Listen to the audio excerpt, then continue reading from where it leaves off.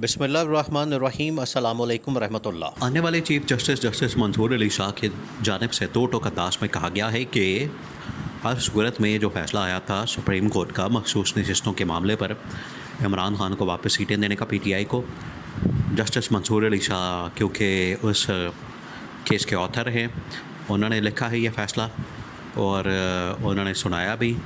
अब detail judgment भी उनकी जानिब से आएगी। तो एक केस की समाअत के दौरान तो उन्होंने दो टोक अंदाज में कह दिया। अब जैसे ही उनकी जानिब से ये बात की गई है तो उससे ये हुकूमत और इस्टेब्लिशमेंट दोनों हिल गए हैं। ख़ास तौर पर यह हुकूमत हिल गई है। अब हुकूमत को तो नज़र आ रहा है कि अब हमारे पास ज़्यादा वक्त नहीं है। अदलिया के साथ जो इन्होंने महातराई की, अदलिया के साथ जो इन्होंने पंगेबाजी की, अदलिया के साथ जो इन्होंने लड़ाई की, अदलिया के साथ जो इन्होंने टकराव किया, अदलिया को जो इन्होंने टक्कर मारी है, जिस तरह से बकरा ढुड मारता है, और यहाँ पर जो इन्होंने कोशिश की है, इनको पता नहीं कि आगे जो है वो इससे भी ज़्यादा ताकतवर इदारा खड़ा है, इससे भी ज़्यादा ताकतवर वो इदारा है। अगर वो अपने फ़ैसले के ऊपर अमल दरामद करवाने पर आए तो वो फ़ौज को भी कह सकता है, फ़ौज को हुक्म जारी कर सकता है। ये सुप्रीम कोर्ट का इदारा ऐसा इदारा है, वो फ़ौज को कह सकता है कि मेरे हुक्म के ऊपर अमल दरामद करवा के तो इसको मुझे रिपोर्ट किया जाए।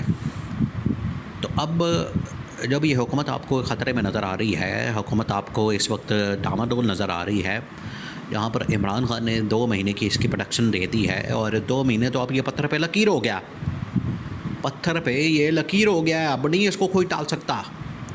ये इमरान खान जो पिछले 3 साल से प्रोडक्शन दे रहा है वो बिल्कुल वैसी ही प्रोडक्शन साबित हो रही है।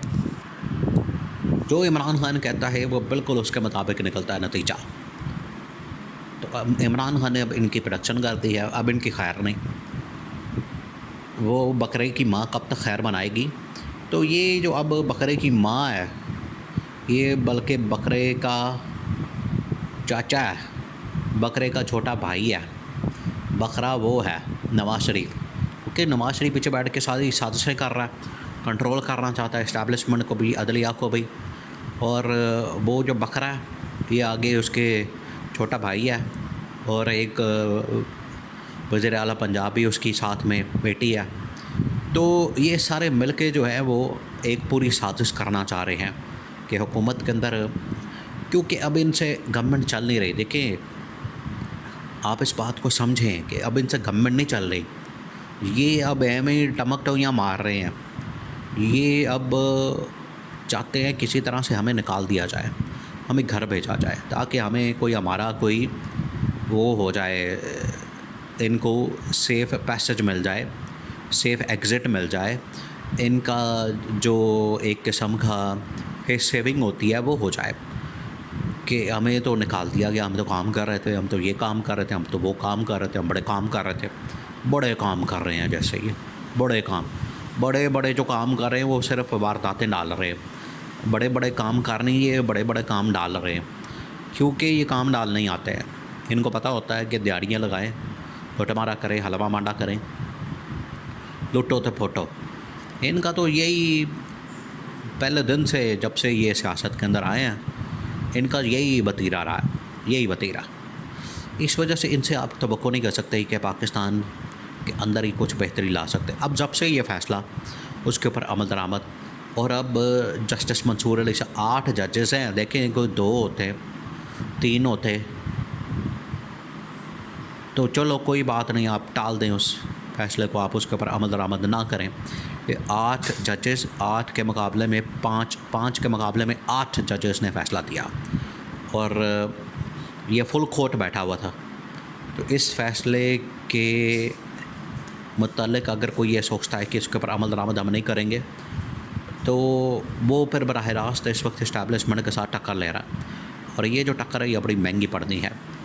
ये जो टक्कर है ये इनके अपने गले पड़ जानी है। और ये जो इन्होंने इस वक्त हुकूमत ने पहले तरमीमी बिल ला के, फिर इन्होंने अपनी नीयत दिखा दी रिव्यू पटिशन डाल के, फिर इलेक्शन कमीशन पाकिस्तान को अपने साथ रला लिया।